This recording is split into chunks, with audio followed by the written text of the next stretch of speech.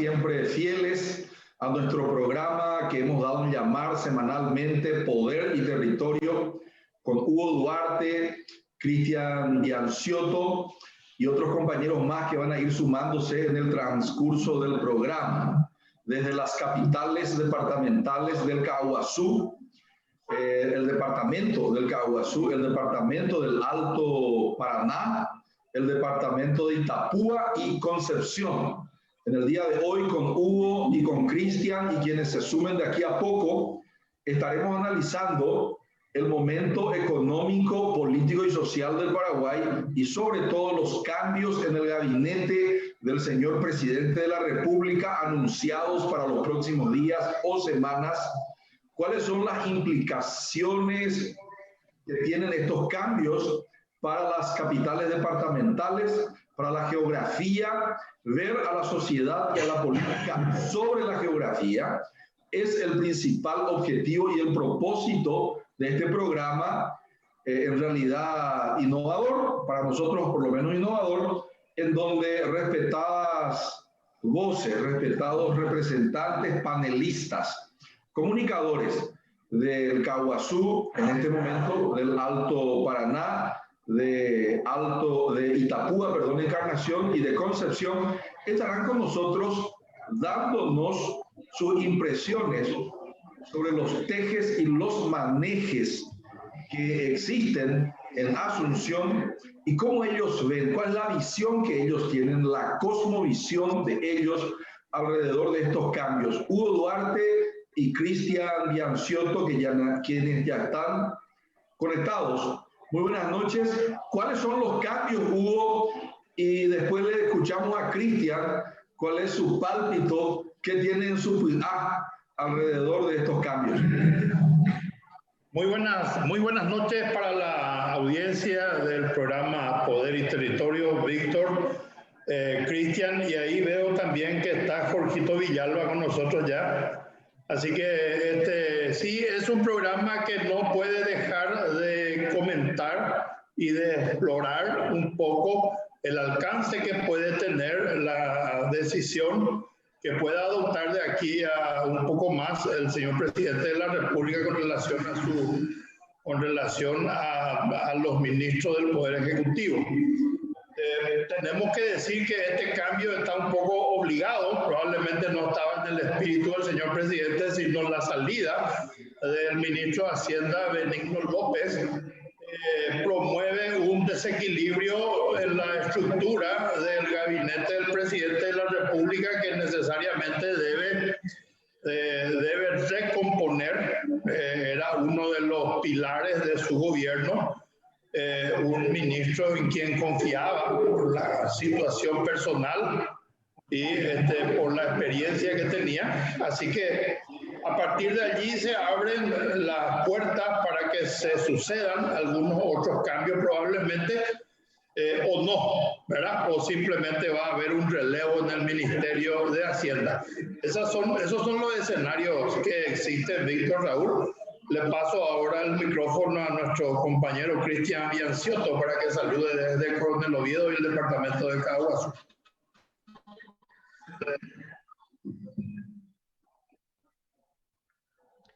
Gracias y buenas noches. Hoy lo escuchaba a Nicanor Duarte Frutos decir: yo no soy el hombre indicado para ponerme al frente de Itaipú y negociar con los brasileños. Sí tengo afinidad con los argentinos, decía, pero a renglón seguido no descartaba la posibilidad de ponerse al frente de Itaipú si fuera necesario. Decía, ¿por qué? Porque la política es dinámica.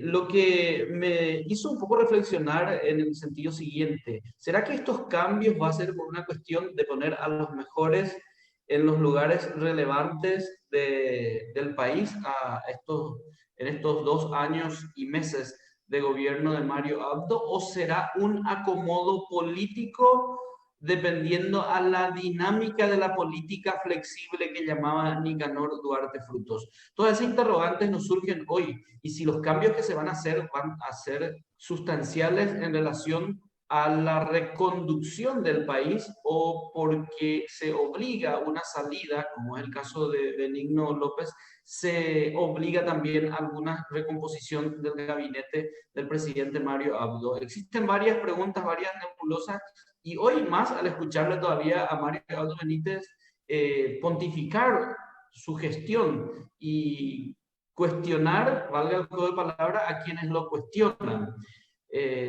Los cambios tenemos que ver en qué sentido, en qué dirección y con qué propósito se van a hacer. Así que es un gran desafío para el gobierno y para todos nosotros descifrar un poco qué se viene a partir de ahora.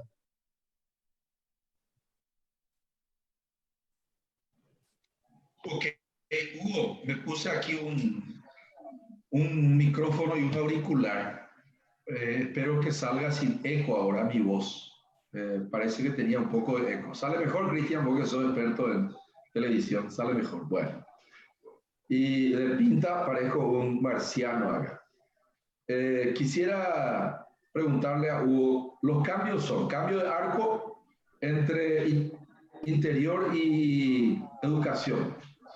Es como que los arqueros se van de un arco a otro nomás.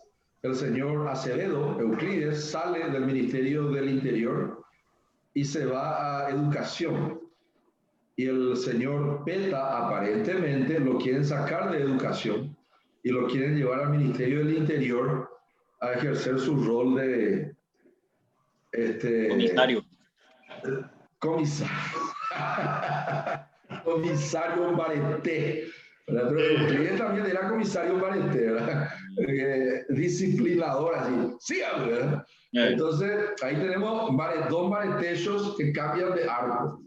Después le tenemos al que se va, que en realidad hoy me han dicho, Hugo sabe muy bien, quiero que Hugo cuente que ya no se hallaba más luego en Paraguay. W. Malatipo, José Mala de Estados Unidos, Jaengo estadounidense, Huawei, y entonces José la de Estados Unidos de la Washington. No está mal, el Paraguay ocupa un lugar de privilegio en el escenario de las finanzas internacionales, multilaterales, dirían los que saben hablar. Eso es muy bueno, demuestra que Trump manda, le pone a Carón como presidente del BID, y Carón dice, probablemente Trump o el Departamento de Estado, Paraguay es el mejor aliado de los Estados Unidos en este momento anti-China y en este momento pro-Taiwán y pro-USA, y hagamos a la América grande de nuevo, heredera. Entonces, esa es la nueva geopolítica pandémica. Entonces, no está mal, ojalá se pueda utilizar la presencia de un paraguayo en Washington para direccionar fondos estructurales a la disminución o la mitigación del déficit infraestructural del Paraguay, sobre todo agua y saneamiento, que es enorme. Entonces, sale de allí el señor López, que además de ser el ministro de Hacienda, era el vaqueano del señor presidente en la gestión pública, además de ser su hermano mayor. Entonces le agarraba de la mano y le decía, por aquí hay que ir, por allá no, ya que coa o llevetan de plata, en este sujeto, sea este sujeto hay plata. Entonces era una especie de blindaje operacional del señor presidente, que no está mal tampoco, eso hubo dentro de la política, tener a alguien que haga de primera barrera, primera muralla, antes de que todos vengan sobre vos. No está tan mal, pero se queda desprotegido el señor presidente y tiene que poner a alguien que también sea impermeable a la voracidad de la política y de los políticos. Y no sabemos a quién le va a poner allá. Si hay un juego de ajedrez donde sale el señor Vince, que está haciendo un papel relativamente bueno dentro del Ministerio de las Obras Públicas, porque en Paraguay, que no se roben, vaya, es un excelente papel. Entonces, acá en Paraguay, si no se roba, ese ya es un gran administrador. Entonces, como la eficiencia de las obras públicas desde la ruta bioceánica hasta la ruta 2 y 7, etcétera, la barrera esta que le están haciendo, la defensa costera de Pilar. El Paraguay hoy es una especie de cantero de obras, con sus bienes y con sus males, con sus luces y con sus sombras en el MOPC. Si sale de ahí Vince, y se va un hambriento al MOPC, chao. Entonces, ese es un riesgo enorme. Estaban pensando en un ovetense. No sé cuánto hambre tiene. Yo le voy a preguntar después a Cristian, que es un conocedor de la hambruna que hay en los políticos ovetenses. Él nos puede decir cuál es el grado de hambre de cada uno, cuánto es en cada uno de ellos. Y luego, ¿quién más?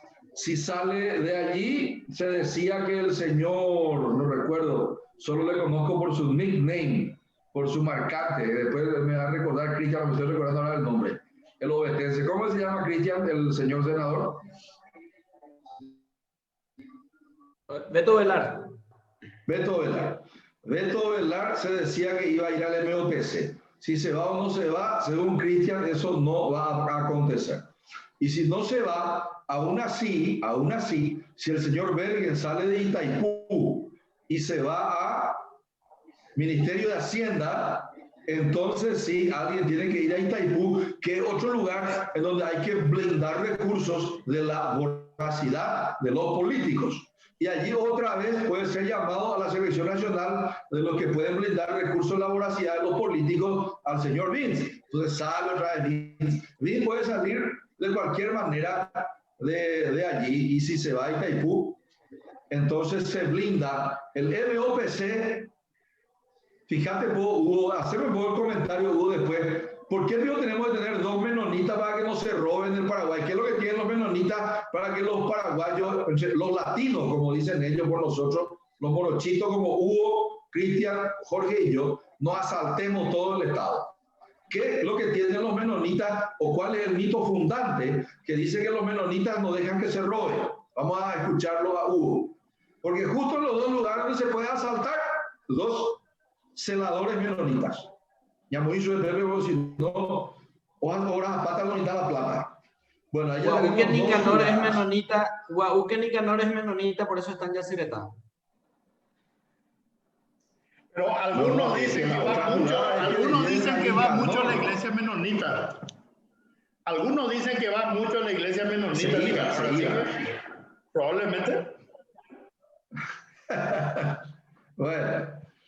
No, pero yo te quiero decir algo, Hugo. No vaya a pensar, y porque yo soy uno de los que me suelo ir a la iglesia, me iba por lo menos, también en la iglesia se van los pecadores. Y por eso luego se van allí.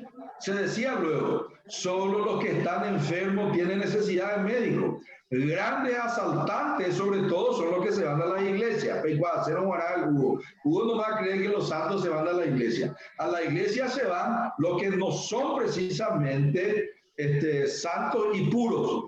Hugo nomás todavía no conoce la doctrina, le tenemos que contar la doctrina y Fernando le va a contar ahora cómo lo que funciona ese mundo. Solamente los delincuentes se van a la iglesia, Hugo. El que no tiene conciencia de su delincuencia se queda nomás en su casa. Y seguimos. Entonces, con razón hay una iglesia acá en Asunción que de 1.500 en aproximadamente 15 años pasó a 8.000 asistentes los domingos, ¿verdad? ¿Me permitís, Víctor? Vamos a hacer todo un programa sobre la iglesia. Víctor, ¿me permitís un poco sobre el análisis que hacías sobre la jugada que podría haber en las movidas y la angurria de los políticos? Contá, vos sos especialista. Yo no sé cuál es el grado de hambruna o de hambre que decía del senador Beto Velar, pero te cuento datos y vamos a poner datos.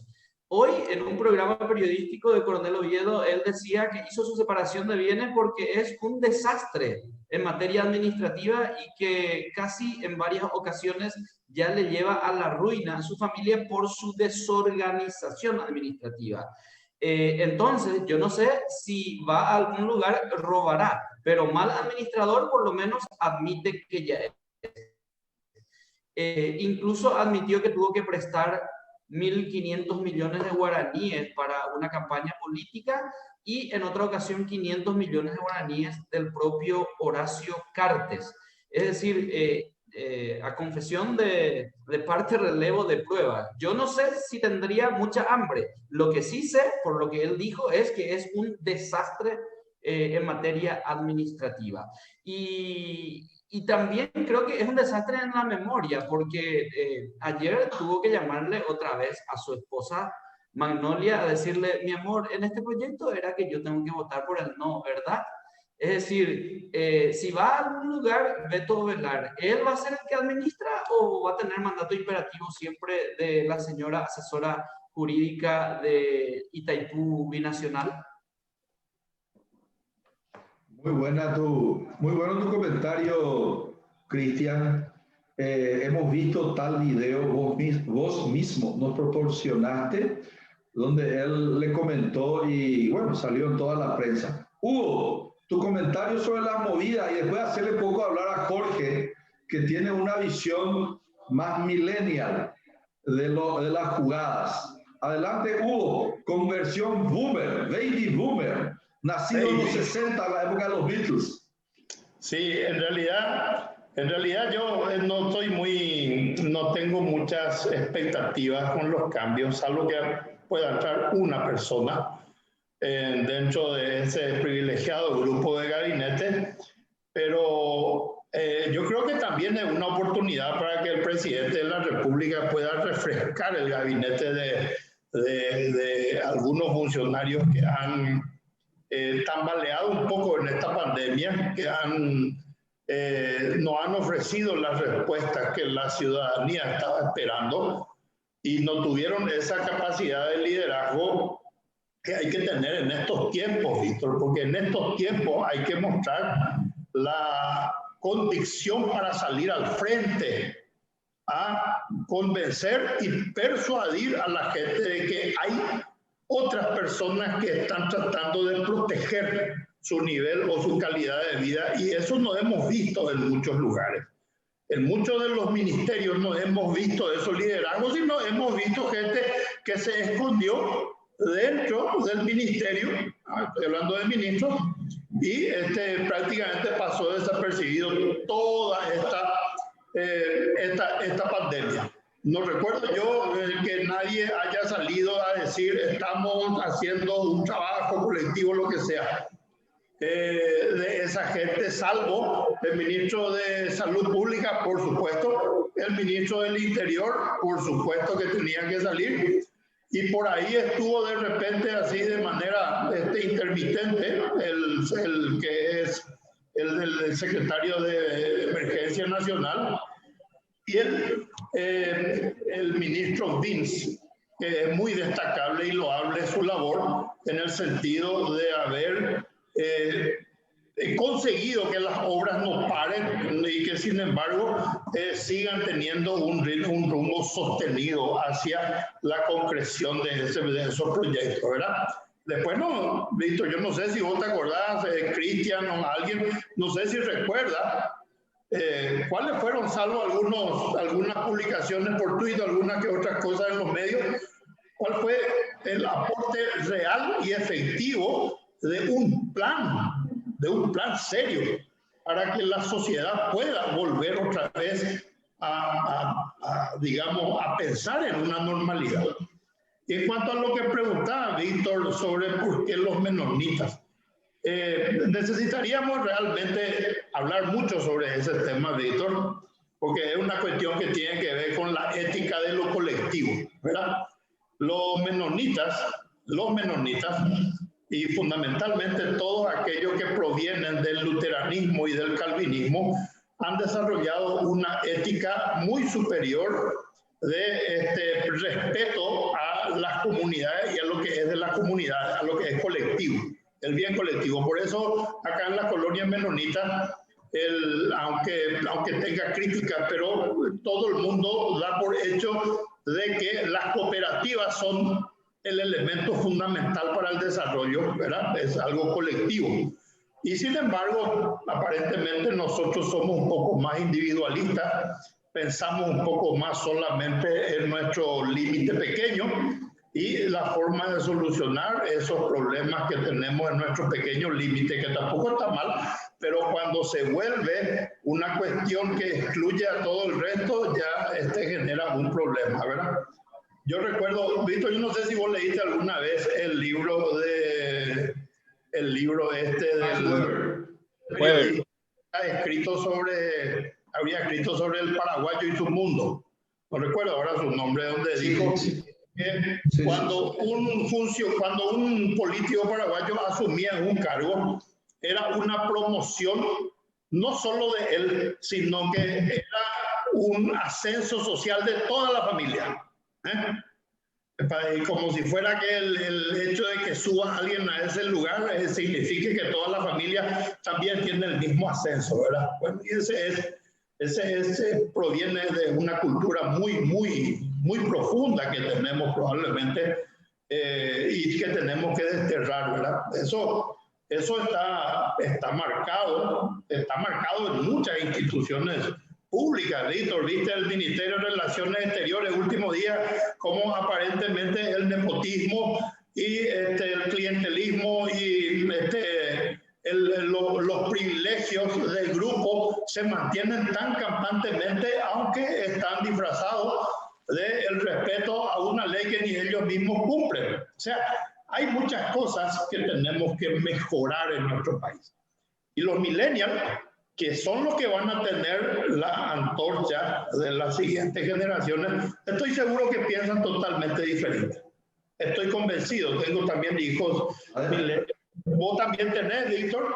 Creo que Cristian está siempre en contacto con gente joven que son parte de su equipo, así que no debería sorprender que digamos que esta gente piensa en un código distinto al que pensamos en esta generación. Eso es lo que quería decir. Adelante entonces Jorge Villalba, desde Encarnación, la capital de Itapúa. Como millennial, ¿cómo ves estos cambios, Jorge? Buenas noches, doctor. Buenas noches a todo el equipo y a la gente que nos está observando. Bueno, en el fútbol hay una frase que dice equipo que gana no se toca. Y en este caso yo no creo que el equipo de Mario Alves esté ganando, pero nos tocó en definitivamente los jugadores, hizo un cambio táctico, rotó de posiciones, pero siguen los mismos nombres. Yo no creo que le dé resultados porque hay varias cosas que analizar, no solamente la gestión, ¿verdad? Y me parece que esto va a conducir al mismo escenario que ya tuvimos antes de la pandemia, pero hay que sumarle a esto, por supuesto, los efectos del COVID. Me parece que debería haber buscado en otros nombres la alternativa en estos espacios. Hay muy buenos nombres, perdón, tanto dentro del Partido Colorado como fuera del Partido Colorado.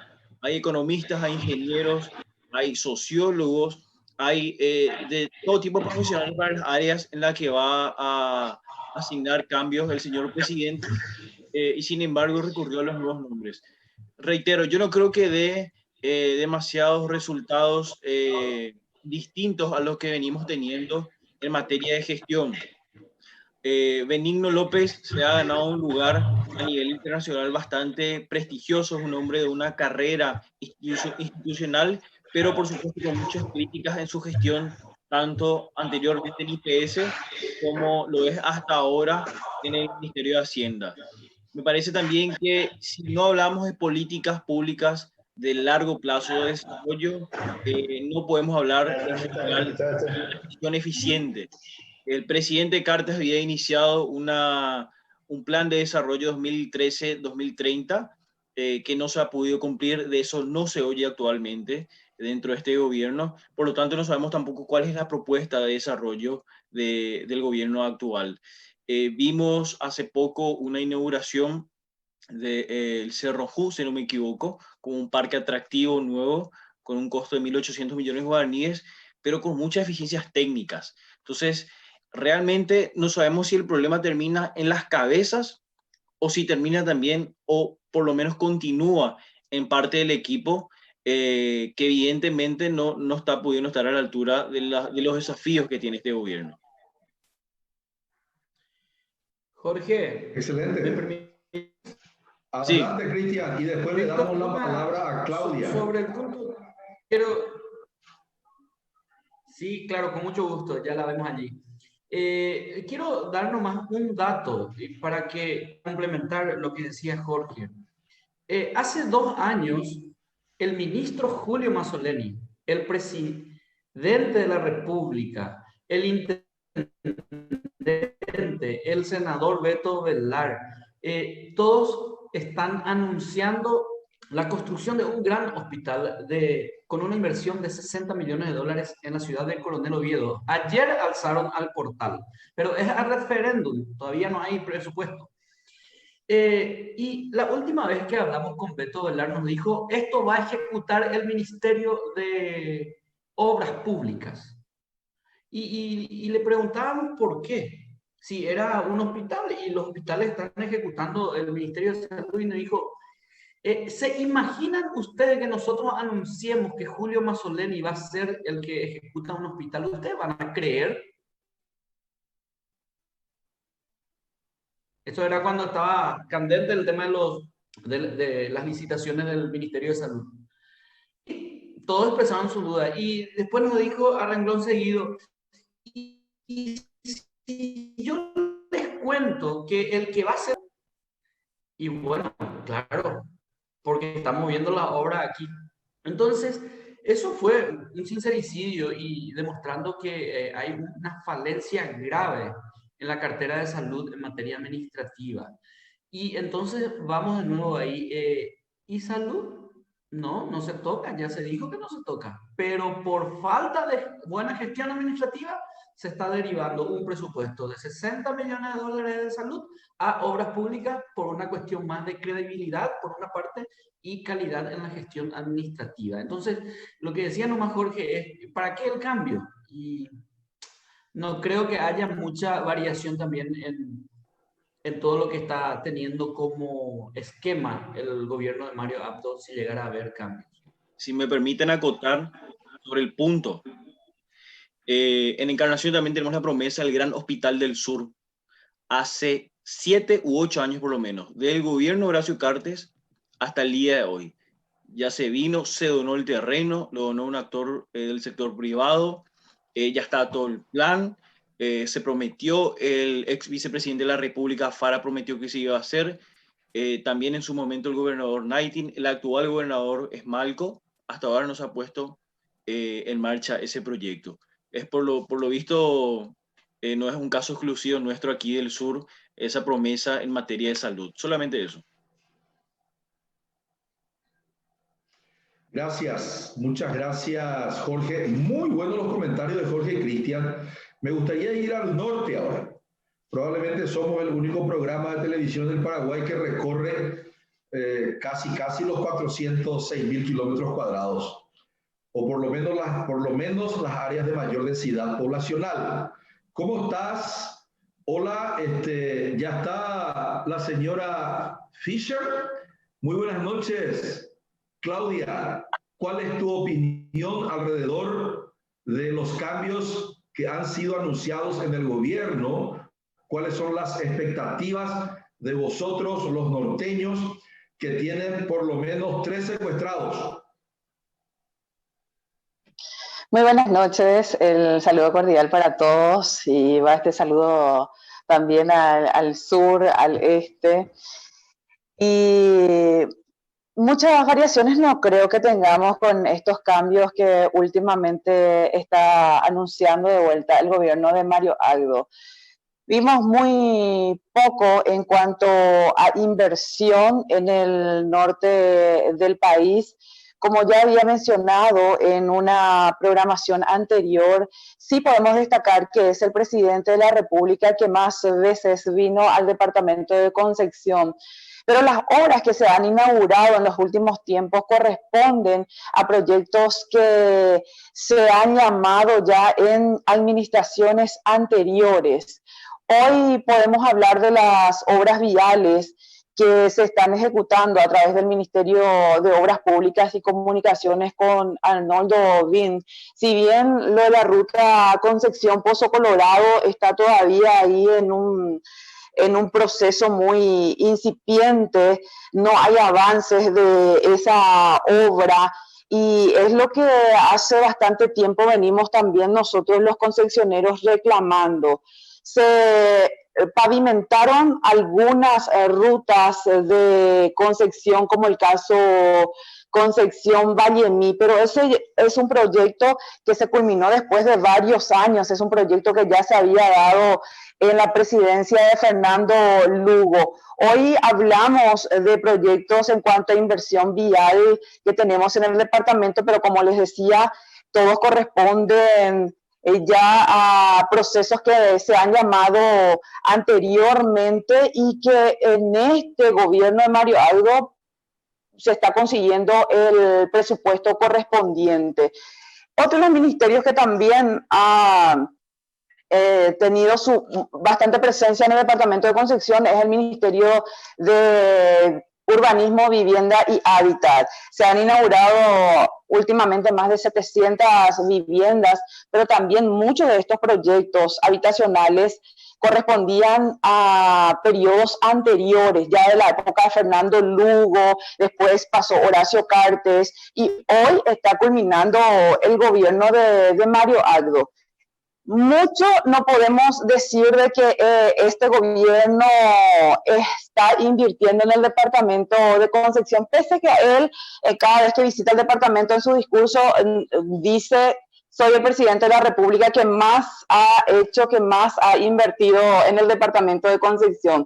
Sí, podemos destacar la inversión a través de Itaipú, estas inversiones que se hacen en el departamento de Concepción y se han mejorado las condiciones edilicias de muchas unidades de salud de la familia.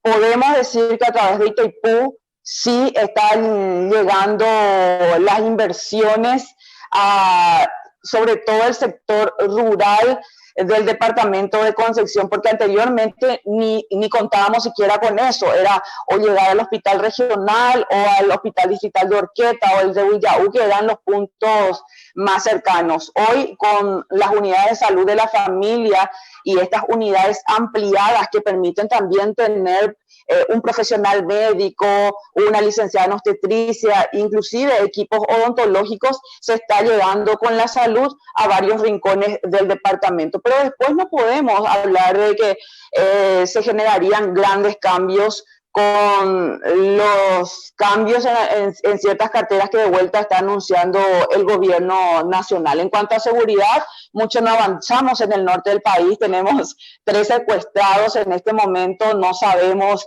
en qué condiciones están, ni siquiera tenemos una prueba de vida del último secuestrado, y estamos hablando del caso del ex vicepresidente de la República, Oscar Denis.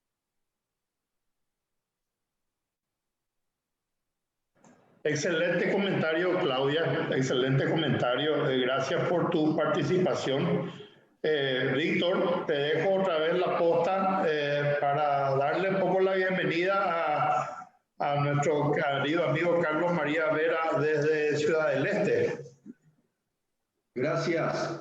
Carlos María Vega, me gustaría que coloque un poquito la pantalla de su computadora para que se le vea el rostro. Gracias, muy amable. Ahora sí, gracias, Carlos. Como vuelvo a repetir, toda la prensa paraguaya termina en Caacupé, o como máximo el análisis es hasta Caacupé. Calle Última ya es lejos luego. Y nosotros estamos innovando con Hugo, Carlos María, Jorge Villalba, Cristian, etcétera, y Claudia. Por primera vez tenemos comentaristas y panelistas de todas las capitales departamentales. El sur también existe, el este ni hablar, de ahí viene La Plata. Probablemente Ciudad del Este es el São Paulo del Paraguay, Carlos María. Es probablemente la capital más políglota del Paraguay. Como suelo decir, cualquier mitaí de 7 años que te cuida a veces el auto, lamentablemente eso no es bueno. En la calle habla 3 idiomas y conoce el tipo de cambio de 5 monedas. En Asunción hay operadores de casa de cambio de banco que no conocen eso. Entonces, ¿qué tal? ¿Cómo estás, Carlos María? Se acaba de abrir o se está por abrir el puente para el comercio de reexportación, ¿sí o no? ¿Y cómo está el ambiente allá con el primer gobernador del Paraguay que no le hace caso al Ministerio de Salud y declara su independencia sanitaria de Asunción? Va con la aporte de Carlos María a otro lado. ¿Qué tal, doctor Víctor? Saludo también al doctor Duarte y obviamente a todos los compañeros, ¿verdad? Y bueno, realmente después de meses estamos recobrando realmente un optimismo renovado por todo lo que supone, ¿verdad? La inminente reapertura del puente en la mitad. Mira, la gente está realmente con la impaciencia a flor de piel, ¿verdad? Hay reiteradas amenazas de que se va a apelar a medidas mucho más severas si esto no se aprontaba. Bueno, creo que aquello incidió, ¿verdad?, en el ánimo del presidente, que de alguna manera también aceleró el contacto con su par brasileño. Y bueno, felizmente, por de pronto, el anuncio de la reapertura del puente de la mitad está previsto para el 15 del corriente, ¿verdad? Hay que decirnos, no, la verdad que a lo mejor esto no va a suponer de manera automática, ¿verdad?, una mejoría en la situación económica, ¿verdad?, del Alto Paraná y particularmente de Ciudad del Este. De eso está consciente la gente, ¿verdad? O sea que el hecho de que se reabra el puente no se va a traducir de manera inmediata en una mejora significativa de la situación económica. Habría que ver cómo se comportan los agentes económicos, ¿verdad?, cómo se comportan los turistas, compristas, que van a estar seguramente visitando nuevamente otra vez Ciudad del Este. Esperemos que pase lo que pasó hace poco día en Pedro Juan.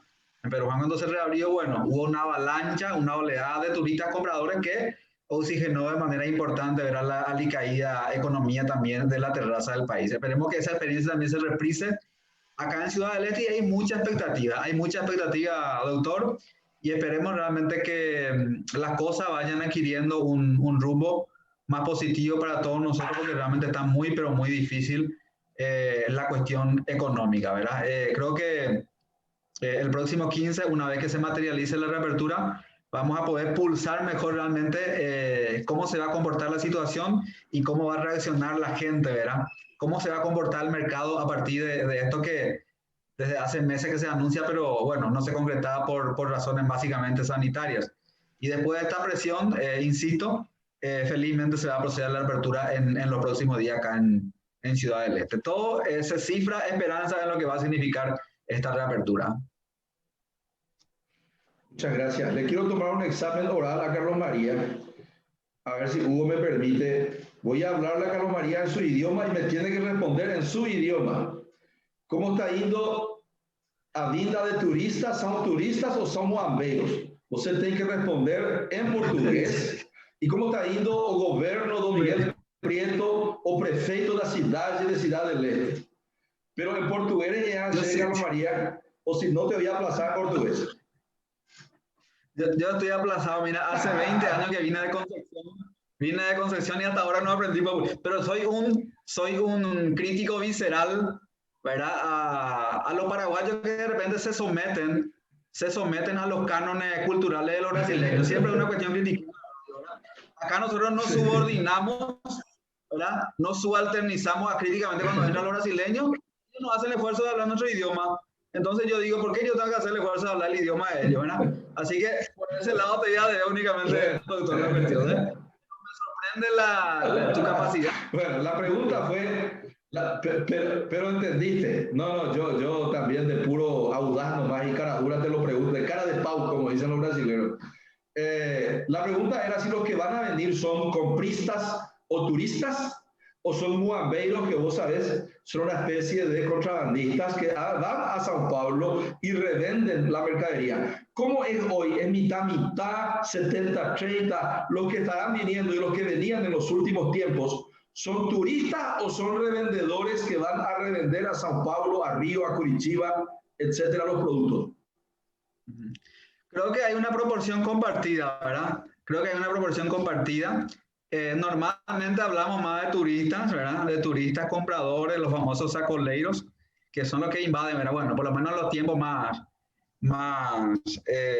importantes de Ciudad del Este en términos económicos, bueno, eran ellos los que venían más, ¿verdad? Pero, de hecho, también lo otro, ¿verdad?, viene en una proporción importante, pero creo que hay una mayor preeminencia de los turistas propiamente, ¿verdad? Yo no sé si van a venir los turistas realmente, ¿verdad? Porque hay que recordar que Brasil extendió, ¿verdad?, prolongó el periodo de restricción, y yo no sé si eso no va a desalentar a esta gente, ¿verdad? Yo no sé si tanto de Foz o de alguna otra ciudad importante del estado de Paraná van a venir. Yo me tomo con mucha cautela, ¿verdad?, con mucha prudencia todo esto, ¿verdad? Repito, no sé si esto se va a traducir en una avalancha de gente que va a ingresar al otro día a Ciudad del Este. Así que prefiero no adelantarme a los hechos y observar desde la lontananza con cauteloso optimismo realmente lo que va a pasar en los próximos días, doctor, ¿no? Carlos María, y si hay cambio en Itaipú, eso influencia mucho en tu zona. Probablemente si sale Mr. Bergen, entra Mr. Vince. ¿Cuál es tu opinión? Mira, hoy estaba hablando con algunos jubilados de la Itaipú Nacional, ¿verdad? Jubilados de la Cajuy, y se están preparando para grandes movilizaciones. Ni por asomo tolerarían que Nicanor, por ejemplo, asuma la dirección, ¿verdad? Ni por asomo. Así que, porque se habla de que Nicanor es uno de los que está naturalmente, ¿verdad? Como, su nombre está en la danza de lo que podría sustituir a Bergen, ¿verdad? Hay otros nombres, pero el Nicanor es el que suena con mayor fuerza. Entonces esta gente están preparando una serie de movilizaciones para tratar de impedir que este señor, ¿verdad?, asuma la dirección de la vía nacional. Creo que esa situación no tiene ninguna incidencia en lo que pueda significar la parte comercial y económica de Ciudad del Este, pero de que va a generar una reacción adversa en la comunidad toda y en particular en los jubilados y en los pensionados de Itaipú Nacional, eso ya se pudo palpar en los últimos días, doctor. Eso es categórico, ¿no? Excelente. Cristian, ¿cuál es tu opinión sobre lo que dice Carlos María? Quiero escuchar la opinión de Cristian, analista político de la capital departamental del Caguazú. ¿Qué decís vos, Cristian, sobre lo que dice Carlos María? ¿No le van a aceptar al oetense don Nicanor Duarte Frutos y puede haber una reacción en contra? ¿Por qué y cuál es tu opinión? Hoy en la mañana Nicanor Duarte Frutos desde Ayolas, dando una entrevista a un medio de Asunción, ya abrió el paraguas diciendo: yo no soy el más indicado para estar en Itaipú por una cuestión incluso hasta ideológica con el gobierno de Brasil. Decía que él estaba más para estar en Yacyretá. Y incluso él dijo que en algún momento lo conversó con Mario Abdo Benítez, pero no lo profundizó. Y también dio a entender que es una especie de rumor porque hay mucha gente que se está preparando y haciendo calentamiento del cuerpo para reemplazarlo. Nicanor es muy hábil al momento de hablar con los medios de comunicación y sabe escabullirse bien. Pero yo hoy, en toda la entrevista que lo escuché, lo noté no te digo ni desinteresado, porque en algún momento dijo que si la política tan dinámica me exige, seguramente voy a estar ahí. Pero no se veía, por lo visto, ya aceptado, como decía recién el compañero Carlos María, no se veía ya con esa posibilidad, por eso él decía: yo no soy el mejor hombre para que esté ahora al frente de la Itaipú. Doctor, Hay un caballero, ahora quiero preguntar a Hugo Duarte. Dale, habla. Adelante, por favor, Carlos María, tus órdenes. Sí. ¿Cuál es la situación en la que basamentan los jubilados en general, ¿verdad? Esa reacción tan visceralmente adversa a la posibilidad de que Nicanor regrese al Itaipú?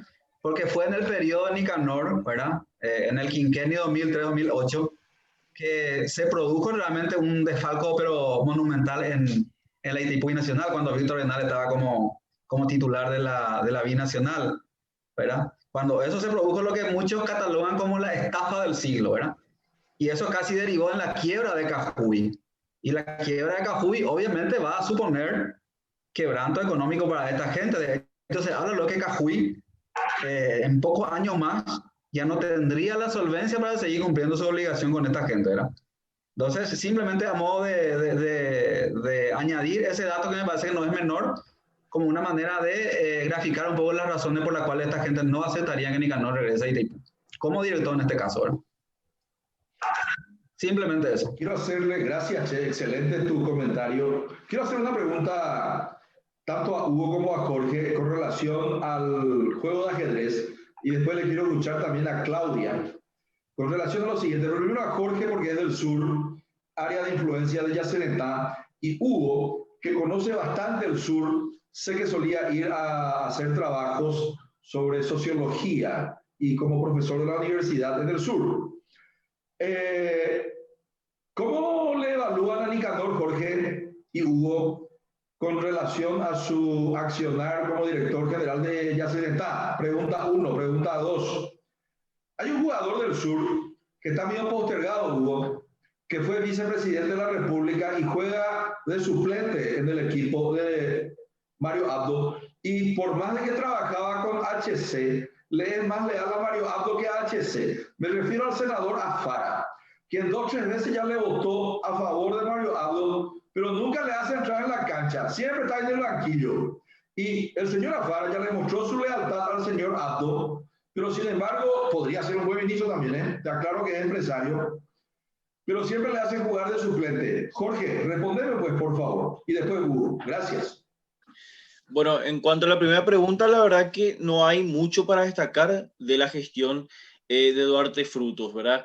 Sí tiene, como mencionó el compañero anteriormente, es la persona más indicada para estar al frente por las relaciones que tiene con el gobierno argentino, que ideológicamente coinciden, que es muy importante en materia de política exterior, ¿verdad? No podemos mandar a alguien a confrontar y evidentemente está en la vereda enfrente a lo que es hoy el gobierno de Brasil.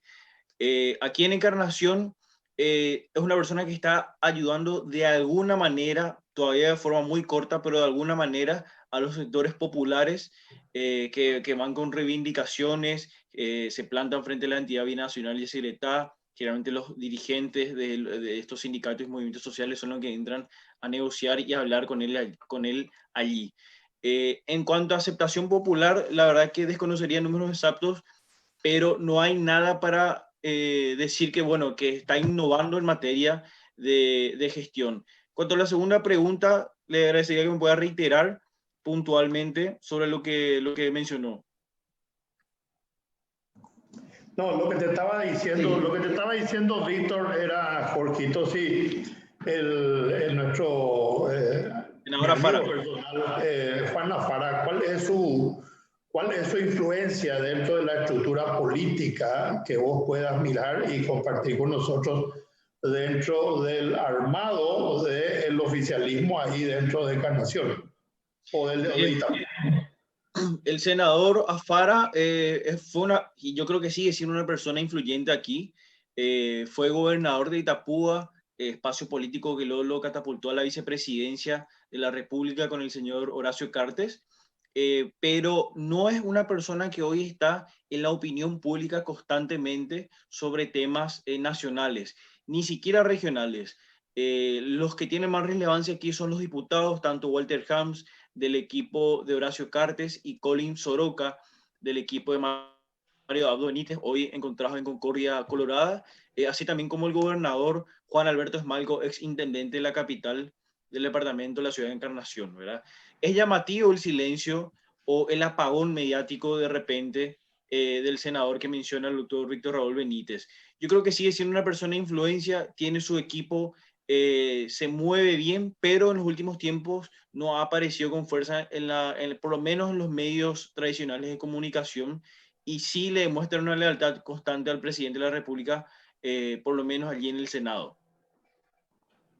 Con relación a lo que preguntó Víctor sobre el Nicanor y su gestión en el sur, yo lo que conozco de manera así factual es que la entidad binacional Yacyretá, y a través de la conducción de Nicanor, dio un impulso bastante importante a 2 proyectos que hay en este momento, que la entidad está fondeando tanto en Misiones como en Itapúa.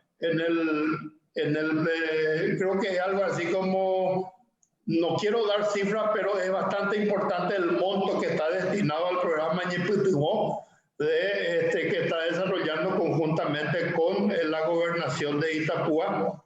Y de la misma forma también hay una transferencia de recursos para pequeños productores en asociación con una coordinadora departamental que hace de articulador de ese proyecto y que trabaja con la gobernación de Misiones.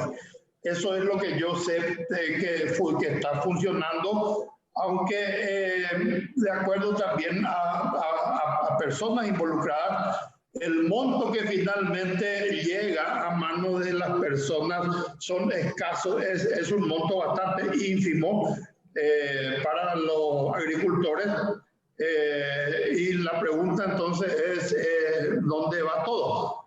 Pero 11.000 agricultores del departamento de Misiones son los que están dentro de ese programa, Víctor.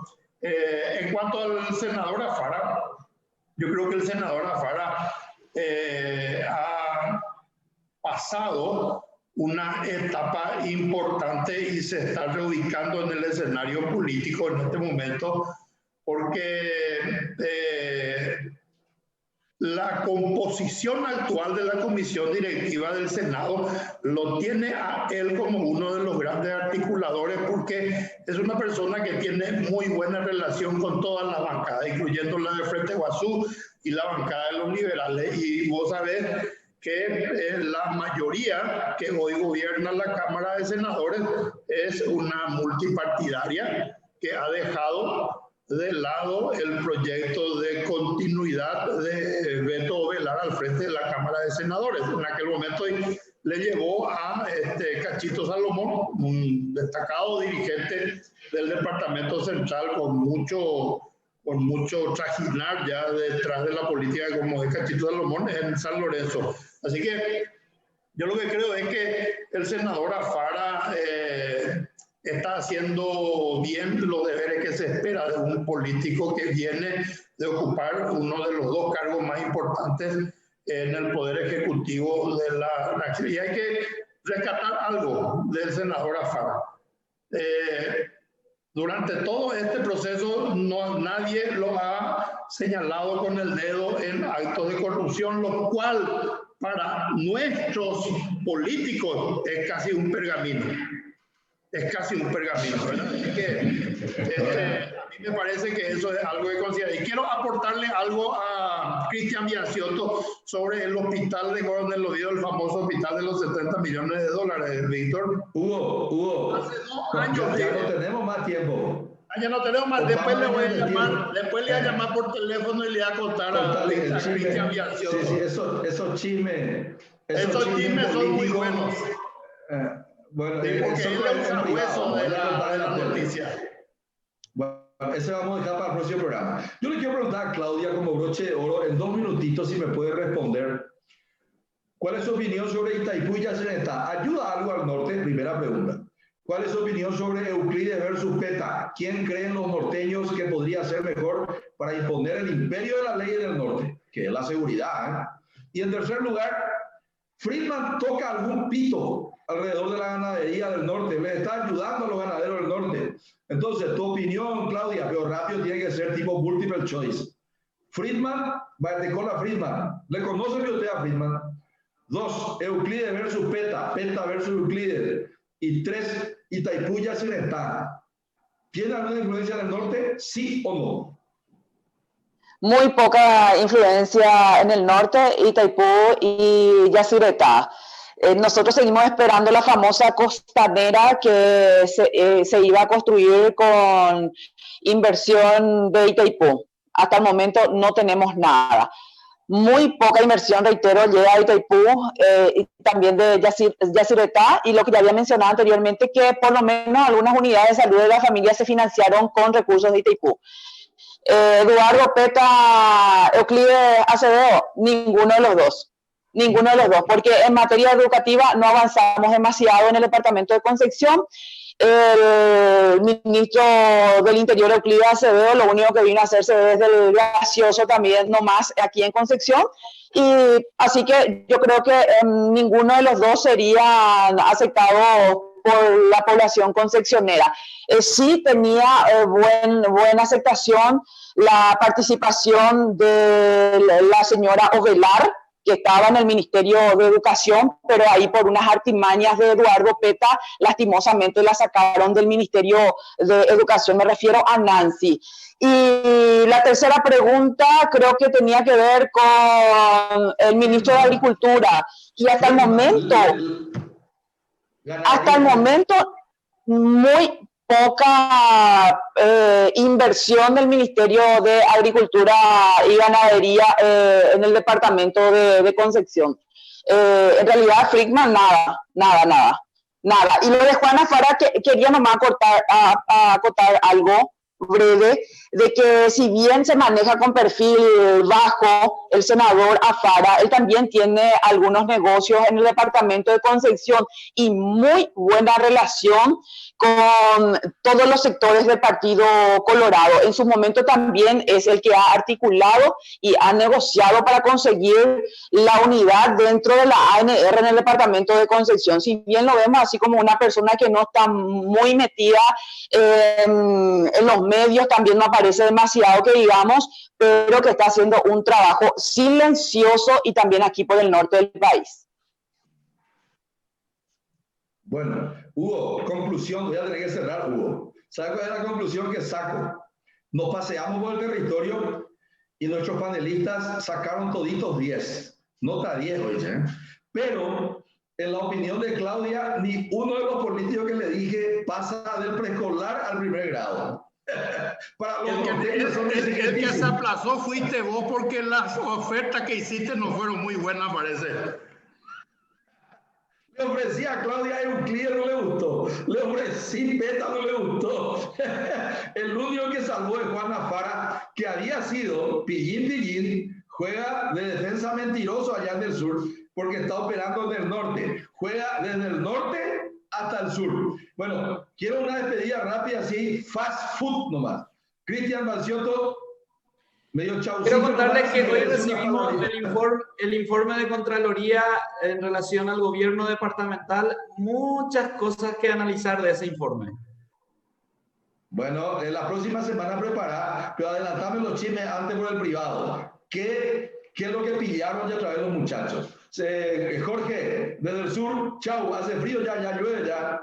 Todavía no, estamos preparando la bienvenida al verano. Ya se presentó un protocolo ante los ministerios correspondientes para empezar la temporada en noviembre. Eso podemos adelantar hasta ahora. Bueno, vamos a continuar el otro viernes. Prepárame un hotel ahora para el carnaval, voy a danzar ahí, por favor, ¿ok? Frente al Zambódromo. Chao. Dale. Carlos María, me estoy por ir a visitarte cuando se abra el puente. Tenés que preparar una feijoada y vamos a tener que aprender a hablar portugués. ¿Te vas a despedir? Un gusto, doctor, un gusto. La mayor cifra de fallecidos he visto en el Ministerio de Salud, ahora 33 fallecidos, así que no olvidemos el tema de la pandemia. Sí. Bueno, chao. Chao, Claudia. Chao. Bueno, chao, Hugo. Hasta la próxima semana con los nuevos análisis y los chismes en privado, por favor. Muy buenas noches y hasta el próximo viernes.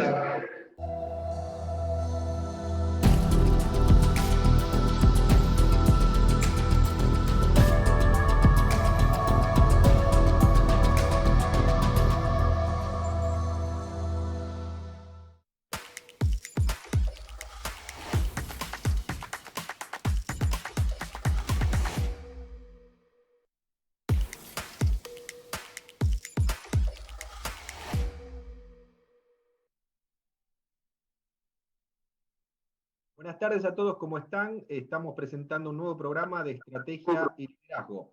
Mi nombre es Horacio Ferraro, director de Yesutic, y nos acompaña Gustavo Pícola, coach ejecutivo. ¿Cómo estás, Gustavo? Buenas tardes, Horacio. Buenas tardes a toda la audiencia. Un gusto estar contigo nuevamente. Bueno, muchas gracias por tu presentación, Gustavo.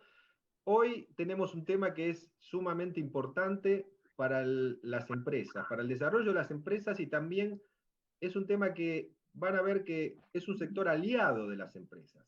Es la función de auditoría interna como asesor de confianza. Ese es el tema que vamos a tratar hoy, para lo cual hemos convocado a Adrián Martínez López. Él es presidente del Instituto de Auditores Internos del Paraguay, es licenciado en Contabilidad por la Universidad Nacional de Asunción, tiene una certificación internacional como auditor de sistemas de información, es magíster en auditoría informática y a su vez es perito contable e informático de la Corte Suprema de Justicia. Buenas tardes, Adriano, ¿cómo estás? Buenas tardes, Horacio. Buenas tardes, Gustavo. Buenas tardes, audiencia. Un gusto para nosotros como Instituto de Auditores Internos de Paraguay estar compartiendo con ustedes y con los colegas que nos estén escuchando, nos estén viendo por este medio. Bueno, muchísimas gracias, Adriano, por estar con nosotros, porque para nosotros es muy importante difundir justamente las buenas prácticas, difundir las herramientas que están para las distintas empresas para que se puedan desarrollar, para que optimicen, para que haya mayor productividad. Siempre es bueno tener en cuenta. Por eso hoy vamos a tratar específicamente este tema que tiene que ver con la función de auditoría interna, pero antes de entrar específicamente en el tema, Gustavo Pícola te va a hacer alguna pregunta que tiene que ver justamente con el profesional. Sí, la pregunta que nos interesa hacer para conocer al profesional es cuáles fueron esos hitos, esas cosas que fueron sucediendo durante el transcurso de su vida que hicieron que sea el profesional que soy. Bueno, normalmente en las universidades, cuando uno estudia auditoría, normalmente está enfocado en lo que es la auditoría externa. La auditoría externa es un poco la evaluación de los estados financieros en cuanto a la razonabilidad de los números, pero el enfoque de auditoría interna no se enfoca precisamente o no se toma como un tema en cuanto a materias en las universidades. Ya cuando, por lo menos en mi caso, cuando yo salí de la universidad, me tocó ser auditor externo en una consultora, pero después ya surgió la oportunidad de ir en una institución financiera como auditor interno. Entonces ahí un poco uno aprende lo que es la función y es cambiar un poco el concepto, el enfoque de trabajo y bueno, ahí uno se va formando como auditor. En mi caso, yo hace 25 años que trabajo en auditoría. Siempre digo, si es que no hago auditoría, bueno, voy a terminar haciendo auditoría seguramente, pero tenemos también el gremio de auditoría interna, que es el Instituto de Auditores Internos. Es una entidad multinacional, está en más de 150 países a nivel internacional. El Paraguay es como una filial, es el instituto en sí, es la representación del Instituto Global en Paraguay. Entonces, somos un gremio importante, tenemos personas que están de repente con certificaciones internacionales, porque el instituto también cuenta con una certificación internacional, así como la ISO 9000, el auditor interno también puede certificar su experiencia y su conocimiento, ¿verdad? Es una certificación que se llama CIA, por ejemplo, que está disponible para los profesionales que estén interesados en certificar. Y es una certificación muy reconocida a nivel internacional, y también las grandes empresas, cuando uno tiene una certificación internacional, sabe el nivel y la capacidad y el expertise que puede desarrollar ese profesional. Ahora bien, Adriano, gracias por comentar un poco sobre tu experiencia, ¿no? Sobre el tema como auditor externo y ahora en la función máxima de lo que es auditor interno. Ahora bien, ¿cuál es la normativa internacional que establece los lineamientos de la función de auditoría interna? Buena pregunta, porque cuando a un auditor le pregunta cuál es la normativa de auditoría y uno normalmente dice la NIA. La NIA es una normativa internacional, pero está enfocado a la auditoría externa.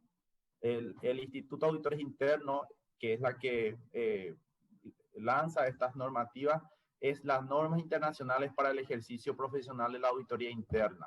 Esa es un poco la normativa que orienta las actividades de la función de auditoría interna, da un poco el marco general del trabajo y la función de auditoría interna. O sea que el auditor interno cuenta con una norma internacional que puede guiar y puede orientar el desarrollo y el desempeño de la función. Claro, es bueno lo que vos comentás porque, digamos, el auditor, como bien has mencionado, la auditoría externa desde el punto de vista de analizar los estados contables, ¿no es cierto? Y si razonablemente representa la situación financiera.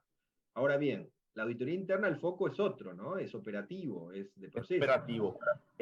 La función de auditoría interna tiene básicamente dos tareas, ¿verdad? Una de las tareas es el de aseguramiento y otra es la de consultoría. O sea, el auditor también tiene un expertise especial, como maneja todos los procesos y los controles. Entonces, muchas veces se le llama para realizar cierto trabajo más específico y a eso se le llama consultoría. Entonces, el aseguramiento está orientado a evaluar los controles, la eficacia de los controles. Lógicamente, hoy día se habla un poco de la auditoría basada en riesgos. O sea, que yo tengo que evaluar los riesgos e identificar los controles. Y lógicamente, el auditor se encarga luego de evaluar la eficacia de esos controles de manera que esté mitigando los riesgos, que pueda ser riesgo significativo para la organización. Y lógicamente para el logro de los objetivos, ¿verdad? Las organizaciones tienen sus metas, sus objetivos, entonces los riesgos son aquellos que de alguna manera puedan obstaculizar ese logro de objetivo. Entonces el auditor interno está velando ahí, mirando para el futuro, es el escepticismo. Yo siempre digo, nos pagan a los auditores para pensar mal. Pensar mal de una forma buena, o sea, pensar mal de qué es lo que puede fallar, qué controles puede fallar, qué puede hacer que esos objetivos o esos riesgos se materialicen. Entonces tenemos que estar previendo y evaluando de manera que podamos obtener ese logro. Y siempre digo también, al auditor se le puede pasar una pulga debajo de sus pies, pero no un elefante. O sea, un riesgo importante no puede materializarse sin que el auditor haya determinado el riesgo y lo que pueda implicar para la organización. Gustavo. Bien, y poniéndome del lado de las empresas, ¿no? Y analizando, si yo soy empresario, tengo una empresa y le pregunto al auditor cuál es el valor agregado y la importancia de que incorpore la auditoría interna dentro de mi compañía. ¿Cuál sería? ¿Cuál sería? La auditoría interna es una actividad independiente. Una actividad independiente, por más que forme parte de la organización, tiene que ser independiente. Por eso un poco depende de la alta dirección, o sea, depende del directorio, no depende de la gerencia general. Entonces, lo que busca es justamente dar esa visión independiente, ese aseguramiento, y como les dije, para cumplir los